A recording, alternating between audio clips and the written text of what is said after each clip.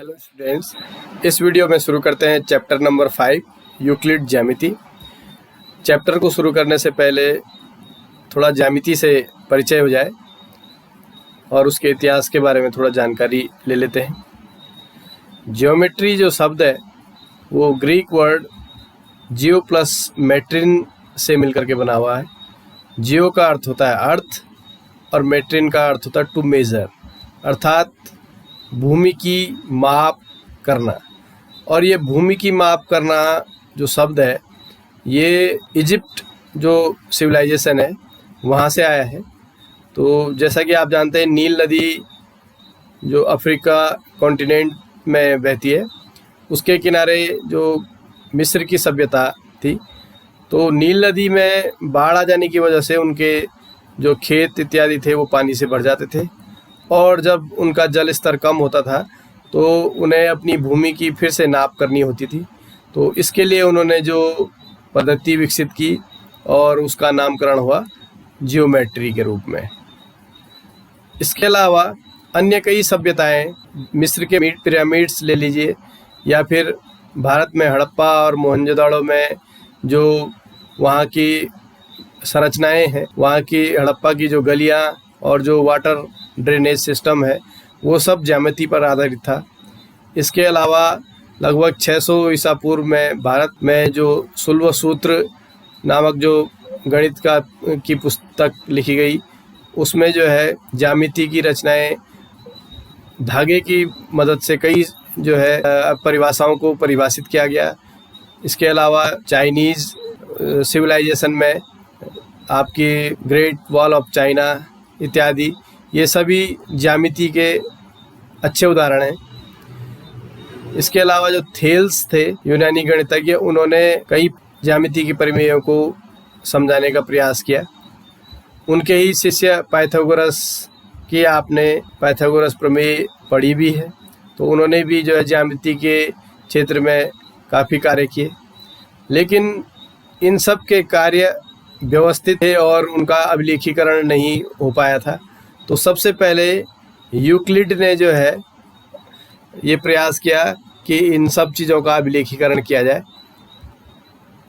यहाँ पर एक आप पेंटिंग देख रहे हैं, तो माना जाता है कि ये प्रसिद्ध पेंटिंग राफेल जो चित्रकार है उनकी है। और यहाँ पर जो है स्कूल ऑफ अलेक्जेंड्रिया में यूक्लिड जो है कुछ मैथ्स की ज्योमेट्री से संबंधित जो है कोई प्रयोग करके दिखा रहे हैं। तो सबसे पहले यूक्लिड ने ही पुरानी जितनी भी परिभाषाएं थी, जितनी अभिधारणाएं थी, उनको संकलित करने का प्रयास किया और उसको उन्होंने एलिमेंट्स नामक जो पुस्तक है उसमें संकलित किया। और इसके जो 13 पार्ट हैं वो 13 पुस्तिकाओं के रूप में जो है प्रकाशित हुए। और तो यूक्लिड का बहुत बड़ा योगदान ज्योमेट्री के रूप में गणित के लिए है। और यहाँ से एक गणित की जो नई शाखा है उसको ज्योमेट्री के रूप में अलग से पढ़ने का हमें जो है पढ़ने को मिला। अब यूक्लिड के समय से जो पूर्ववर्ती कुछ अवधारणाएं थी जो चल रही थी, थोड़ा उनको देख लेते हैं। ठोस के संबंध में जो अवधारणा थी कि ठोस का एक निश्चित आकार होगा, एक माप होगा, उसकी कोई स्थिति होगी और उसे एक स्थान से दूसरे स्थान तक हम मूव कर सकेंगे, उसको इधर उधर ले जा सकते हैं। तो ये एक ठोस के संबंध में ठोस की परिभाषा थी। और ठोस के जो किनारे जो सरफेस हैं उन सरफेसों को अगर अलग कर दिया जाए तो उस सरफेस को पृष्ठ कहा गया। अर्थात ठोस के वे सरफेस जिनको हम अलग कर सकते हैं ठोस से, तो उस किनारों से जो बनी हुई संरचना है उसको हमने पृष्ठ कहा। और उस पृष्ठ के जो किनारे हैं, जैसे यहाँ पर एक पृष्ठ बना हुआ है आप देख रहे हैं, इस पृष्ठ के जो ये एजेज हैं, जो किनारे हैं, इसको यहाँ पर मैंने एक किनारा ले लिया है, इसको रेखा कहा गया। ठीक है।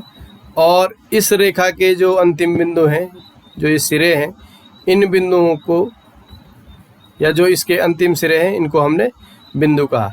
तो ठोस 3D के रूप में, पृष्ठ 2D के रूप में, रेखा 1D के रूप में और बिंदु 0D, अर्थात त्रिविमीय, द्विविमीय, एक विमीय और बिना बीमा का ये परिभाषा बिंदु की पहले से यूक्लिड के पूर्ववर्ती समय से ये चली आ रही थी।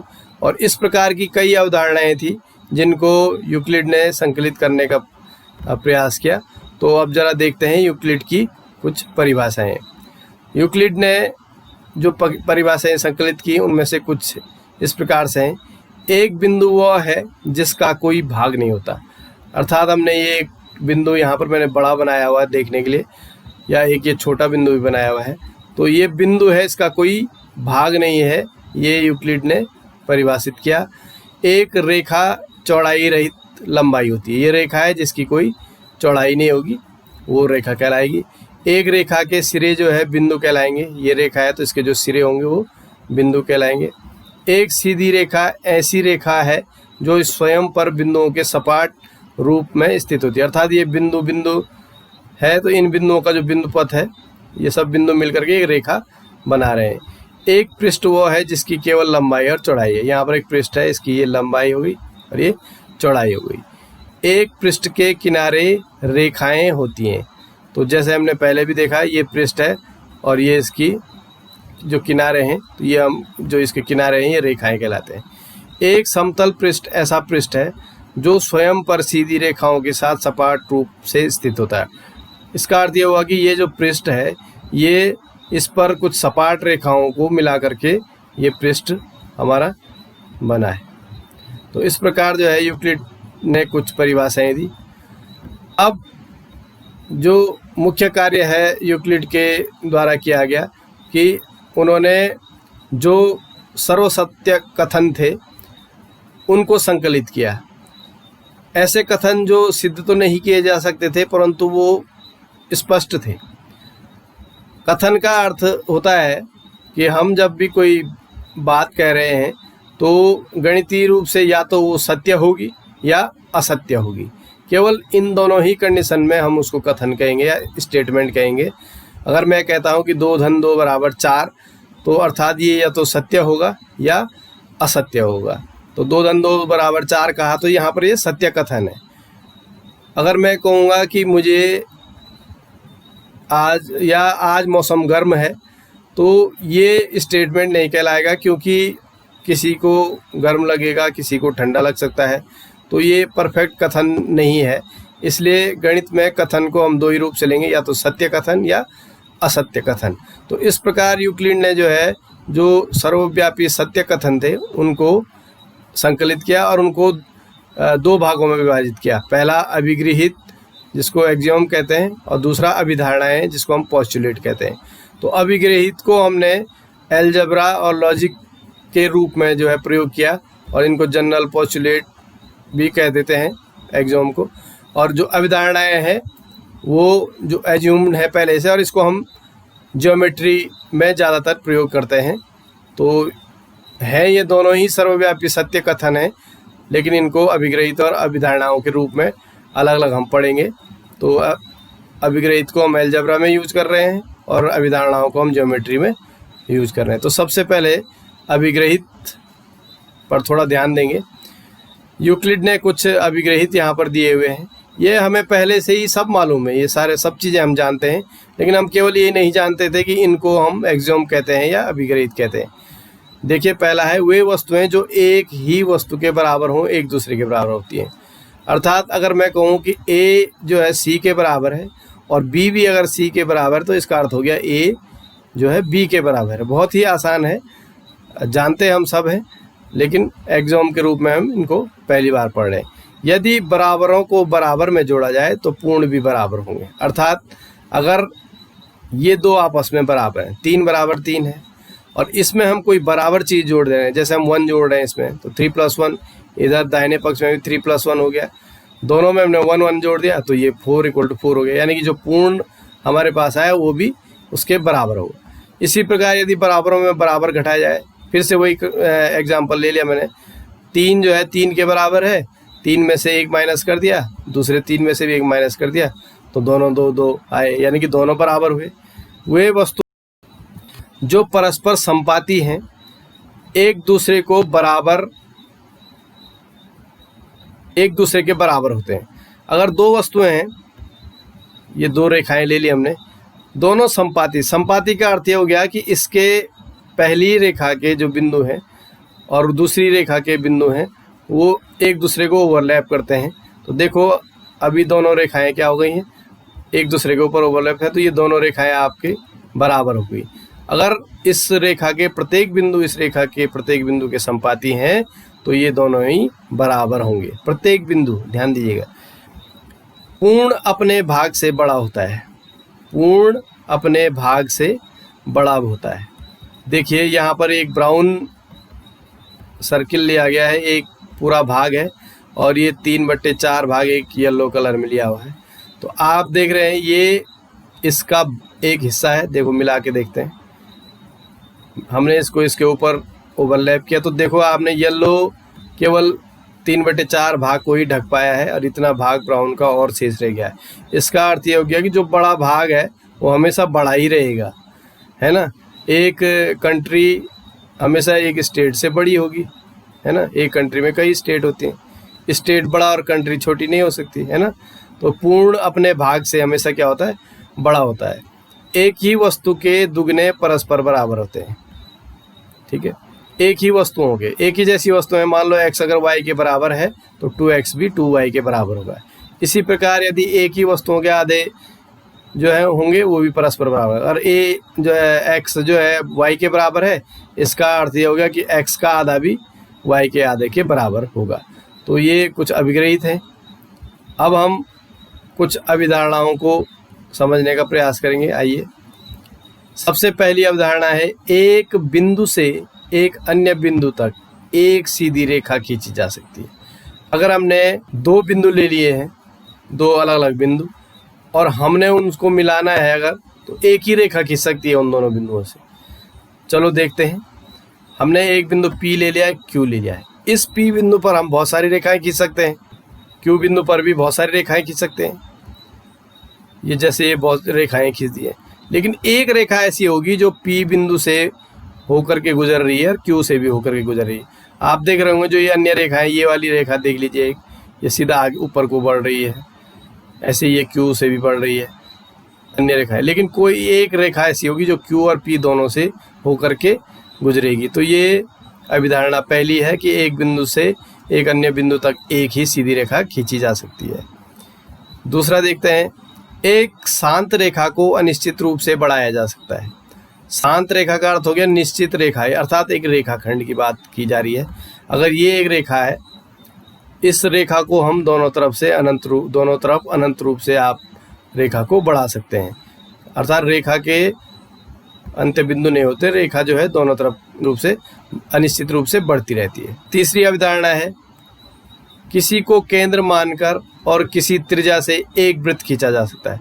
अगर यहाँ पर मैंने A को केंद्र मान लिया है और A से B तक मैंने एक त्रिज्या ले ली है, तो अगर मैं इस त्रिज्या से को इस AB त्रिज्या से एक वृत्त खींचूं, यहाँ पर एक और मैंने एक त्रिज्या और ले ली है और एक त्रिज्या ऊपर को भी ले ली है, 2 एक्स्ट्रा ले लिए, और हम A और B से ही एक वृत्त खींच रहे हैं। तो देखो जो AB से हमने जो वृत्त खींचा है AB त्रिज्या से, तो ये इस अन्य 2 जो त्रिज्याओं को, जो कि इस AB त्रिज्या से अलग नाप की है, उनको कहीं उनके शीर्ष, ये जो उनके जो सेकंड बिंदु हैं उनको टच नहीं कर पा रहे हैं, अर्थात ये जो त्रिज्या है ये छोटी हो गई, ये त्रिज्या बड़ी हो गई। इन त्रिज्याओं से अगर हम वृत्त खींचेंगे तो वो वृत्त इस वृत्त के बराबर नहीं होगा। तो इस त्रिज्या से केवल एक ही वृत्त खींचा जा सकता है। सभी समकोण एक दूसरे के बराबर होते हैं। तो जैसा कि आपको पता ही है कि समकोण का अर्थ होता है 90 डिग्री। हम कितने भी 90 डिग्री के एंगल बना दें तो सब के सब 90 होंगे, तो सभी के सब बराबर होंगे। यहाँ पर एक ये और ये 2 मैंने 90 डिग्री के एंगल, एक ब्लू है, डार्क ब्लू है, एक लाइट ब्लू है, दोनों 90 डिग्री के एंगल है। तो यहाँ पर मैं एक D रखा हुआ चांदा, इस पर अगर हम देखते हैं नाप करके, देखो ये भी एक समकोण था और ये दूसरा समकोण है। तो दोनों समकोण आपके क्या होंगे, हमेशा बराबर होंगे, क्योंकि जितने भी समकोण हैं आपके वो सब 90 डिग्री के होते हैं। पांचवी अवधारणा देखिए, ये मुख्य है क्योंकि इसको कई गणितज्ञों ने प्रमेय के रूप में सिद्ध करने का प्रयास किया, लेकिन वो सफल नहीं हो पाए। यदि एक सीधी रेखा दो सीधी रेखाओं पर गिरकर अपने एक और दो अंतःकोण इस प्रकार बनाए कि इन दोनों कोणों का योग मिलकर दो समकोणों से कम हो, तो वे दोनों सीधी रेखा में अनिश्चित रूप से बढ़ाए जाने पर उसी ओर मिलती हैं जिस ओर यह योग दो समकोण से कम होता है। अर्थात एक सीधी रेखा को हम दो सीधी रेखा पर इस प्रकार गिराएं। देखो एक सीधी रेखा है, इसको हमने दो सीधी रेखाओं पर गिराया, तो जब इस रेखा को इन दो रेखाओं पर गिराया तो बिंदु ए और बिंदु बी पर ये प्रतिच्छेदित हुई, और यहाँ पर हमारे ये चार कोण यहाँ पर ए पर और चार कोण बी पर बन रहे हैं।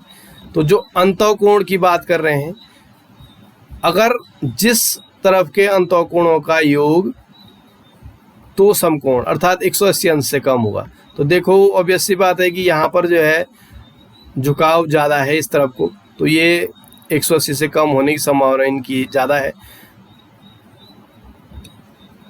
नाप के लिए हमने एक चांदा ले लिया है हमने डी, और ये दो कोण मैं दिखा रहा हूँ। देखो एक अंतःकोण मैंने यहाँ पर नीली लाइन से दिखाया है, और दूसरा अंतःकोण मैंने ये आपका ब्लू लाइन से दिखाया है, ठीक है। और चांदे पर हम इसको नाप करके देखेंगे, तो मैंने ये दो कोण सेम जो कोण है यहाँ से इन दो लाइनों को उठा करके यहाँ रखा है। तो आप देखिए ये टोटल नाप जो है लगभग 150 और 160 के बीच ये लाइन जो है, छोटी सी जो लाइन आ रही है, तो लगभग ये है जो है 155 के आसपास ये एंगल आ रहा है, यानी कि 180 से कम अर्थात दो समकोण से कम आ रहा है। तो इस अवधारणा में कहा गया है कि यदि इन दो जो रेखाओं को हम आगे बढ़ाएं तो जिस ओर योग दो समकोण से कम हो उस ओर बढ़ाने पर वे रेखाएं जो है आपस में मिल जाएंगी। तो देखिए इस रेखा को मैंने बढ़ा दिया, जो ए बिंदु वाली रेखा है, और बी बिंदु वाली रेखा को भी बढ़ा दिया हमने, तो ये कहीं ना कहीं आगे जा करके एक दूसरे को प्रतिच्छेदित करेंगी, जैसे यहाँ पर एक बिंदु द्वारा दिखाया गया है। जबकि इस तरफ जो है इन दोनों कोणों का योग अगर आप निकालेंगे तो 180 अंश से अधिक आएगा, तो ये दोनों रेखाएं कभी नहीं मिलेंगी आगे बढ़ाने पर। तो इस प्रकार जो है ये यूक्लिड की कुछ अवधारणाएं थी, इनको आप नोट करेंगे और जहाँ पर समझ में ना आया उसको पूछेंगे।